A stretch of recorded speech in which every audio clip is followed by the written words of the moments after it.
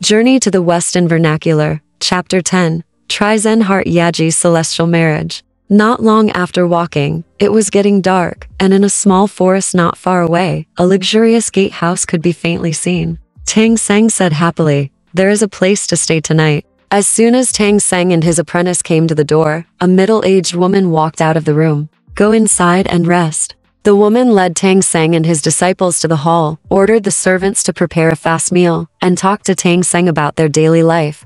"My family has a lot of wealth and thousands of hectares of fertile land. Alas, my husband died the year before last on May Day, and I only have 3 daughters with me. Come on, I see that the 4 of you, master and disciple, are all gentlemen. Why don't you become my son-in-law?" "What do you think, master?" Tang Seng's face turned red to his ears. He pretended not to hear, and didn't reply. When Bajie heard that there was so much wealth and a stunning beauty, he was moved and quietly approached the master and asked him to agree. Tang Seng glared at Bajie fiercely and scolded him again. Bajie stood aside with his lips pouted. The woman was very unhappy when she saw that Tang Seng did not agree. When Tang Monk saw it, he passed it on to Wukong, and Wukong passed it on to Bajie. Although Bajie was willing in his heart, he also pretended to refuse. "When the woman saw them pushing me and pushing you, she refused to agree. She got angry and walked behind the screen, closed the door and left." Tang Seng and his disciples were left out in the cold, sitting in the hall without eating or drinking, and no one paid attention to them.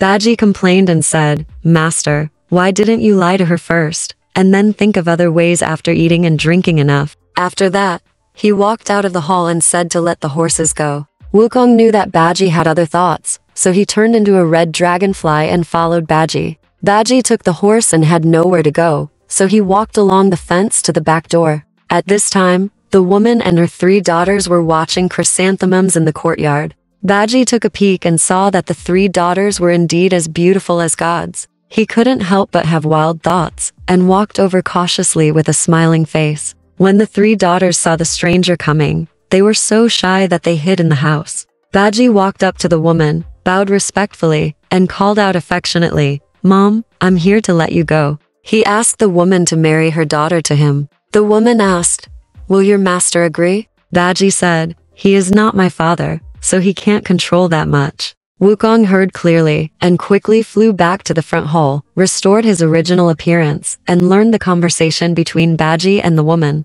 Just after he finished speaking, Bajie came back with the horse. Wukong deliberately teased him. "Where did you let the horse go?" Bajie said vaguely, "The grass here does not grow well." At this moment, the door next to her opened, and the woman and her 3 daughters, dressed in beautiful clothes, walked in with small steps and said hello to Master Tang Seng and his disciples. Tang Monk clasped his hands and lowered his head to recite Amitabha. Sun Wukong raised his face and ignored them. Sha Monk turned around and did not dare to take another look. Only Bajie stared at them intently. After the visit, the woman asked her daughters to return to the inner room, and then asked Tang Seng, "Which of the elders' disciples is willing to marry my daughter?" Tang Seng, Wukong, and Sha Seng all looked at Bajie, and Bajie pretended to be displeased. A willing look. Wukong stepped forward, grabbed Bajie's hand, put it into the woman's hand, and said, "Didn't you already discuss it? Go worship heaven and earth." Bajie was still pretending. Although he said he didn't want to, he had already left the front hall and followed the woman to the back room. Bajie was so anxious that he wanted to worship heaven and earth immediately. But the woman put a hijab on Bajie's head and asked her 3rd daughter to walk back and forth beside him, saying that whichever daughter he caught, she would marry him. With his head covered, Bajie heard people walking around him, but when he reached out to grab him, every time he would either hug a pillar or hit a wall. He was so anxious that he ran around the room, but the more anxious he became, the more he could not catch anyone. Finally, "I was so tired that I couldn't run anymore, so I sat down on the ground." But Bajie did not give up, and proposed to the woman that he should marry all 3 daughters to him. The woman did not agree, so she took out a sweatshirt full of pearls from the room and said, "Each of my daughters has knitted one. If you can wear it, I will marry that daughter to you." Bajie was very happy after hearing this, so he quickly took off his black cloth shirt and put on the sweatshirt full of pearls. But before he could put on his belt, he fell to the ground with a plop. In the blink of an eye, the sweatshirt turned into several ropes, binding Bajie tightly.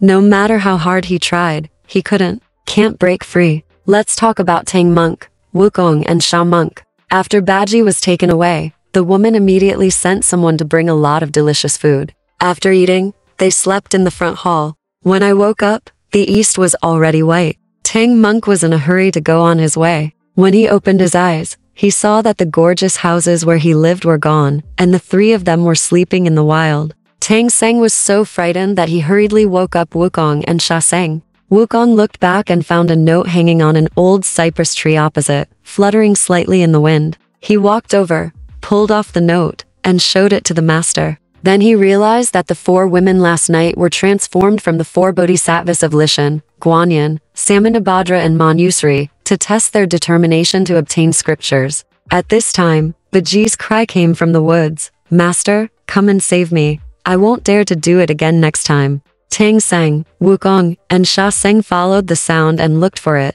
only to see Zhu Bajie being tightly bound, tied up, hung from a tree, and yelling. Wukong walked over and teased him. Why isn't the bridegroom in the new house, running to the tree to play on the swing and do acrobatics? When Sha Seng saw it, he couldn't bear Bajie's suffering and let him go. Bajie knew that he was wrong. He lowered his head and asked the master for forgiveness. He also said that he accepted the lesson and wanted to learn the scriptures from the master. So Tang Monk took his 3 disciples and thanked the bodhisattva in the air, then climbed on the white horse and walked happily to the west.